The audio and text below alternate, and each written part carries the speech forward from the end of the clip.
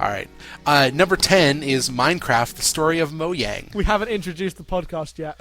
What? Fine. I know, right? It's edit this out. No, I'm not editing this out. We're starting from now. We've already started.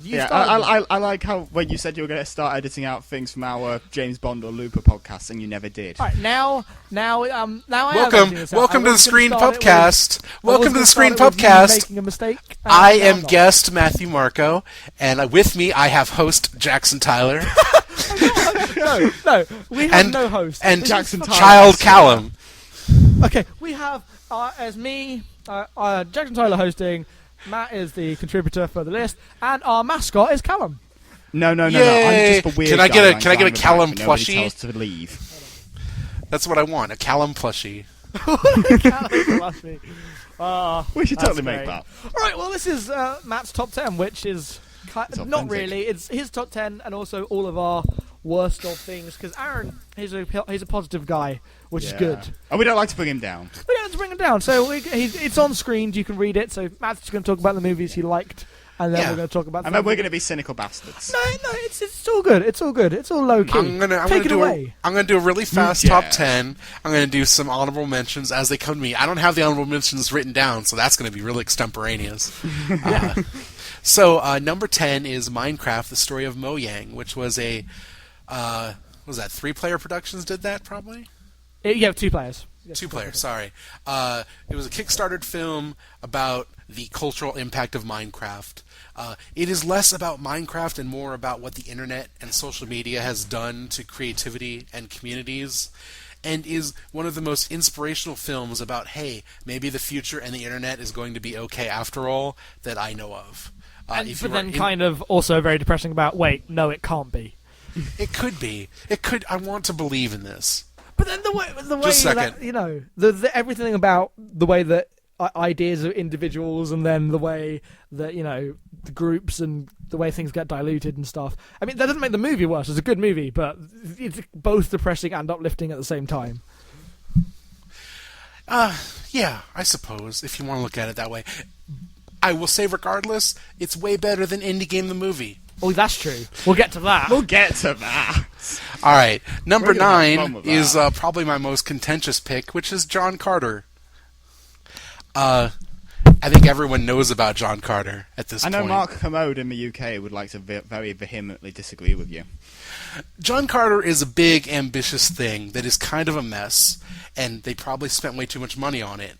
But it's beautifully ambitious. There is obviously directorial vision in trying to create this too large story that has been 100 years in production since they wanted to make it way back in the dawn of last century. But I believe this was actually what inspired the books in the first place.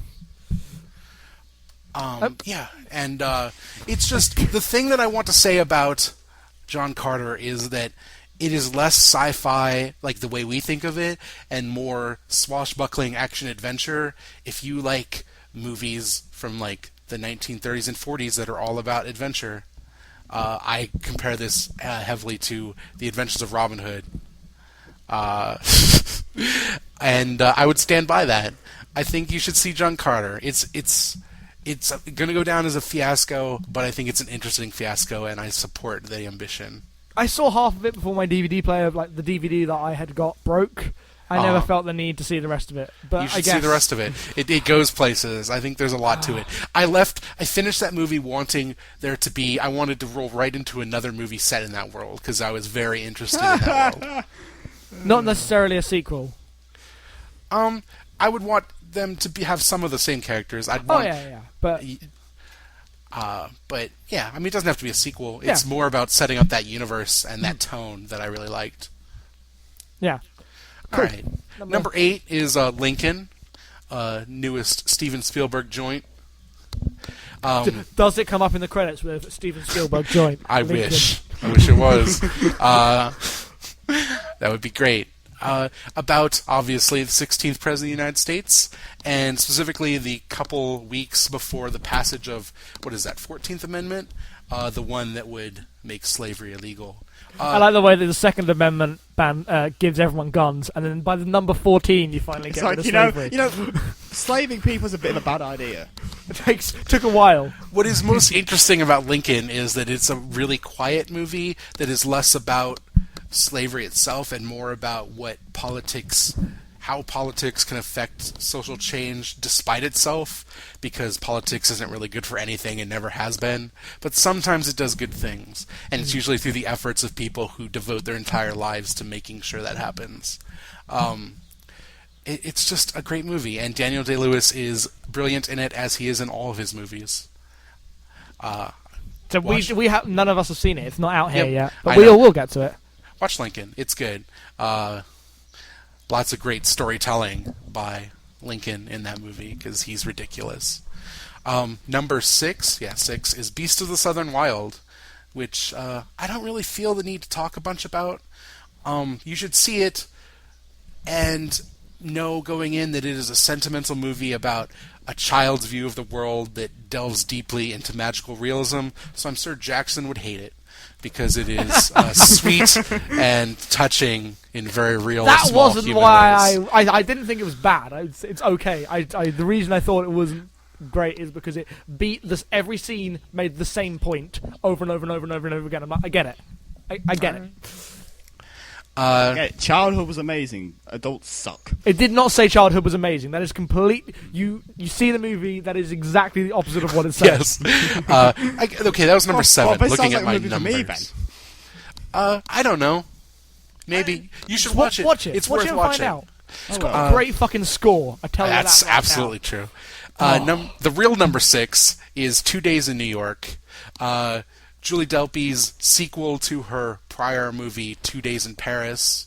Yeah, it's Paris. Which is this ridiculous Woody Allen-esque comedy about her, like a thinly veiled version of herself and her boyfriend and their life falling apart. This is several years later with the same character, now living with Chris Rock, playing essentially a version of Chris Rock. Oh, but now you're unselling me. No, you should watch this movie. It's great. Okay. It is really smart and really funny. It manages to do like culture clash in a way that doesn't seem super pandering, that seems sweet and intelligent. I think that it represents this sense of growing old and still not knowing where your life is headed in a very real, relatable way. And the best joke in the world happens towards the end, and I will not spoil it for anyone. That's good. Except for if you read my write-up, in which I told you like- do not read this unless you want to know the end thing that's amazing and is spoiled. Before we move on, Jackson, what do you have against Chris Rock? I find his persona, like, again, one note. It's like, yep, I get it. I laughed a bit at him in Jay and Silent Bob. I can laugh at Chris Rock. It's way more nuanced. And this is the Chris Rock that gave up acting so he could raise his kids, Chris Rock. Okay, because you need some good material with your Chris Rock. It's not a grown-ups kid. Chris No. Rock. No, Yeah. this is the Chris Rock who actually is a really smart guy and kind of quiet and nerdy, that has these moments where he can be outrageous. So, number 5 is Maria Abramovich, The Artist is Present, which is a documentary about Maria Abramovich. I'm probably messing up her name real bad.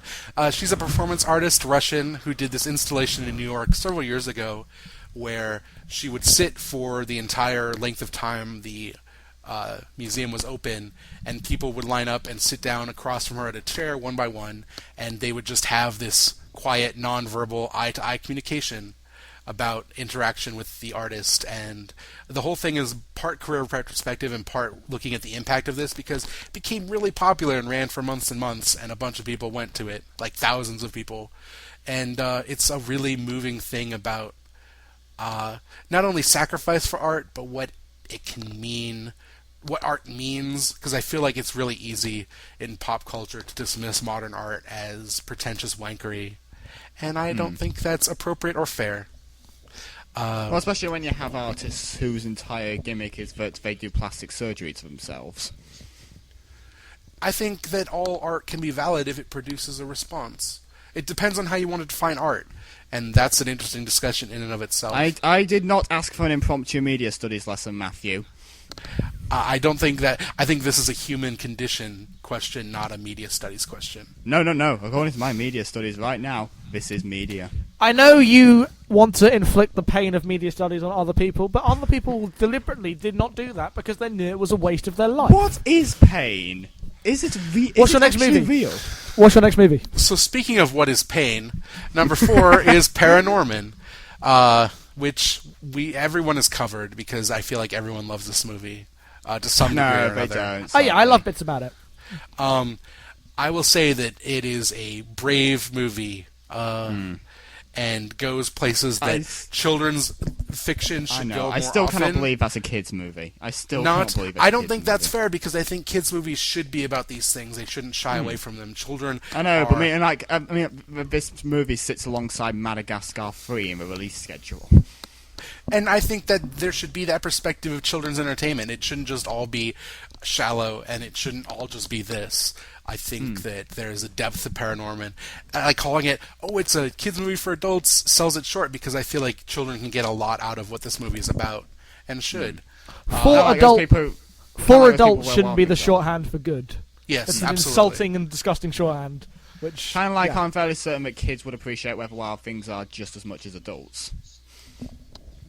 I compared it to Iron Giant when Callum... Was it when you did yours, Callum? Yes. Yeah. Okay. You And I'll said stand it's by the that. movie that comes closest to Iron You Giant. also semi-trashed Coraline, and I will say I like Coraline just fine, but Coraline just made me say to myself, gee, I really wish I was watching James and the Giant Peach right now. Paranorman did not have that.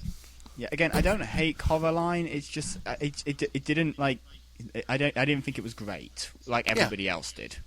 I agree. But Paranorman is what I thought was amazing. Number 3 is Seven Psychopaths. Everyone's talked about Seven Psychopaths. I'm not going to do it. You should watch Seven Psychopaths if you care You about should. films at all. Yep. You should, if nothing else, just for the ending, No, just for the film. It's which not, you have to watch. Which you have to watch the whole That film. film to is get. not- So you that should film- watch the film. It's not its ending. That film was more than its ending. It's a good film. I know. Watch it. I know. Number 2 is The Grey. Yes, I am a terrible person for not seeing it. Shut up. Yep.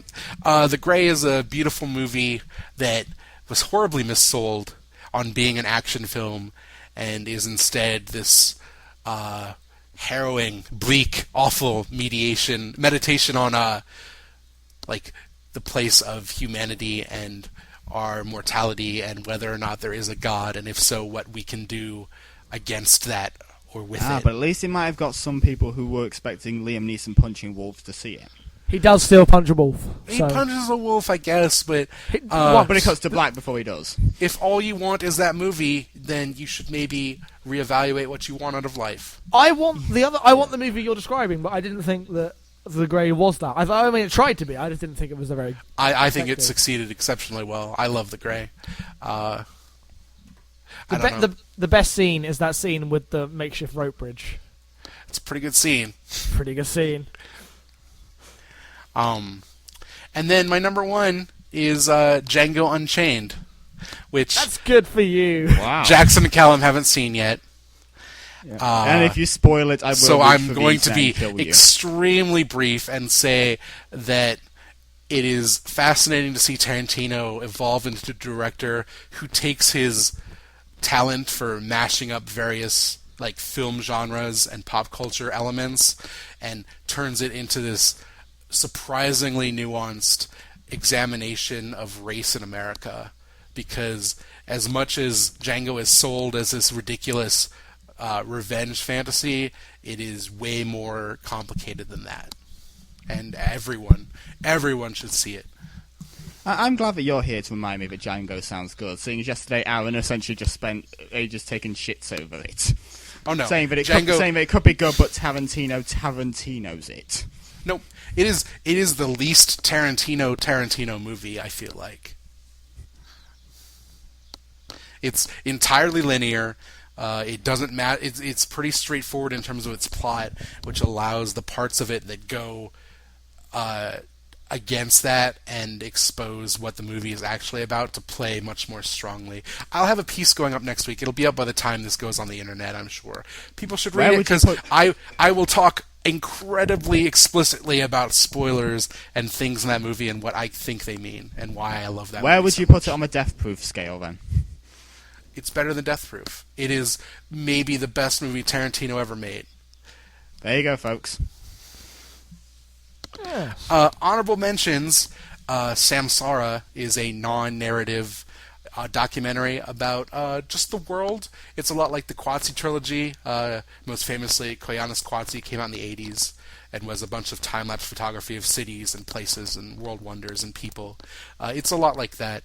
You should seek that out in the most gorgeous way you can, so Blu-rays only, please. Do not watch this on DVD. You'll just be cheating yourself out of life. What if I only have a computer monitor which is watch all my movies on? Well, do it. I mean, it's worth watching. It's gorgeous and sad and wonderful. Well, those sorts of things are pretty much just made for HD anyway, like nature documentaries. Oh, absolutely. Also, recommend How to Survive a Plague, which is a documentary about the AIDS epidemic in America in the 80s, and how people who were afflicted with it were really the people who pushed for research into drugs to combat it, because everyone else was ready to write off everyone involved and just be like, well, you're all going to die anyway. Dude. It is up for an Oscar, which it will probably win for Best Documentary. Well, not The Invisible War. I don't think it's going to be The Invisible War, no. Maybe it will. Those are the two, though, for sure. And it's very good. And then, let's see, what else do I want? What did I cut from this list early on? The Man with the Iron Fists is a movie that all human beings who like punching and rap music should see. If you like Shaw Brothers kung fu movies from the 60s, 70s, and 80s, or if you like it's a the film Wu-Tang that stars Clan. Wu-Tang Clan. How on earth would I want? Why on earth would I not love it? It is the best thing that.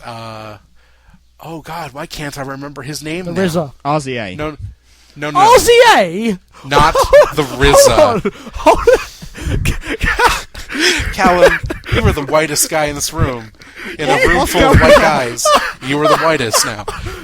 Did you not? Well, I'll tell Why you am I another to- part why of that am I story to- later. But Jesus Christ, Callum, RZA. Why am Holy shit. Why am I to make Jackson go into hysterics? No, God. Russell Crowe. It's the best thing Russell Crowe has done since Master and Commander. When was Master and Commander? Which is probably the best thing Russell Crowe has done. The best thing Russell Crowe has done in my eyes is LA Confidential, but whatever.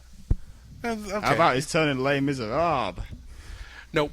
No. And props for The Master, which I wish I loved slightly more than I do, but I think if I revisited it, I would like it a lot more. Paul Thomas Anderson continues to be probably the best director of this generation, would be my guess. I feel comfortable saying that.